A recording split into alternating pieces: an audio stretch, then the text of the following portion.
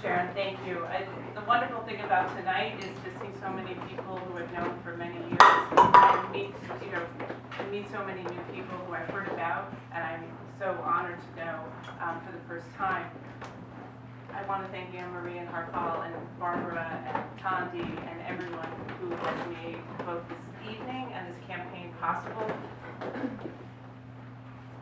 When I look around the room and I look out in our neighborhoods and see the talent, the commitment, and really the generosity that people bring to our schools and to our children, it's both very energizing and very humbling to be part of that. And I know, and I'm so lucky to have a running mate like Maureen and hopefully a fellow board member for the coming 3 years, because she really is the total package, as I think you saw tonight.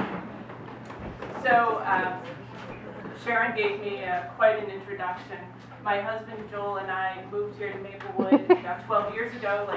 Hey, Joel. We're both Midwesterners who came to New York, met by way of Brooklyn, so few of you did, right? And came here, like many people, with a baby on the way, right? We moved in 1 month, baby about to arrive.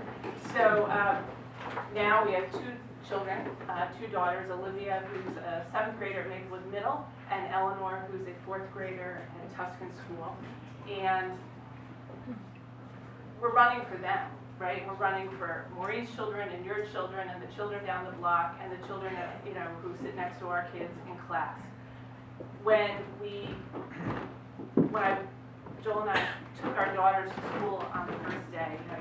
I remember these little people, the big backpack, the supplies, and you're sad, you're teary, both because you're saying goodbye and they're moving on, but also your heart is so full because you have this sense of hope and promise and expectation for your child.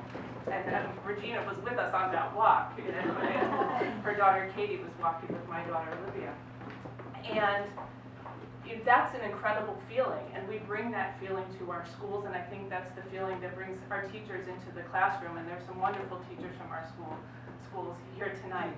And my children have had some truly great experiences, rock star teachers who got them and who've really, like Maureen said, changed their lives, and we're very, very grateful for that.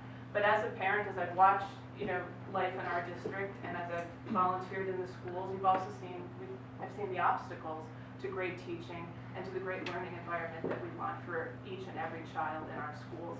Whether it's the budget pressures that we're under, and we can see those effects. If you've been in the schools 5, 6, 7 years, you see how things are tighter. If you see, we still struggle with consistency. We have a lot of initiatives, but we don't necessarily have a strategy for bringing it all together and making it consistent from one classroom to the next. And, despite good intentions, we have some challenges with communication, right? Whether it's just making basic information available so that parents, wherever you're coming from in your life experience, whether you have a law degree or whether you recently arrived in this country, that you can help your child navigate our schools, and that our schools will be creating opportunity for your child. So those are the challenges, and those are the challenges that were before us before we were searching for a new superintendent. So it can seem all the more daunting because we're in this time of transition, but I also think this is a great opportunity, and the focus groups that we've been attending as a community, I think, show how we can step back, look at the successes that we've seen in recent years, and I forgot to thank Sandra and Stephanie and the other board members who've led some of those initiatives and been very committed to our schools. Step back and see what's working well, and also where we need to do better and where we can do better.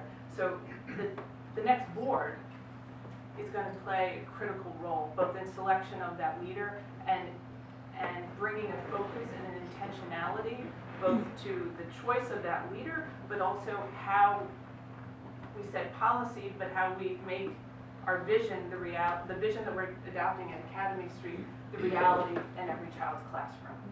And it takes a tremendous amount of work, and it takes collaboration and discussion, and I think that's where my day job skills come into play.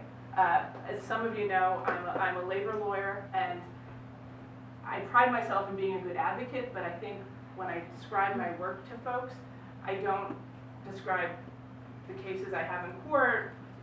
What I think I take the most satisfaction from is not just advocating for change, but working, whether it's in negotiations or working in coalitions, and figuring out how you actually make change happen, and how you take your vision here and you make things work, and you make people feel part of, help people feel part of the process, and you listen, right? You listen to each other, and you're not afraid to say, how can we do better, and what does it take?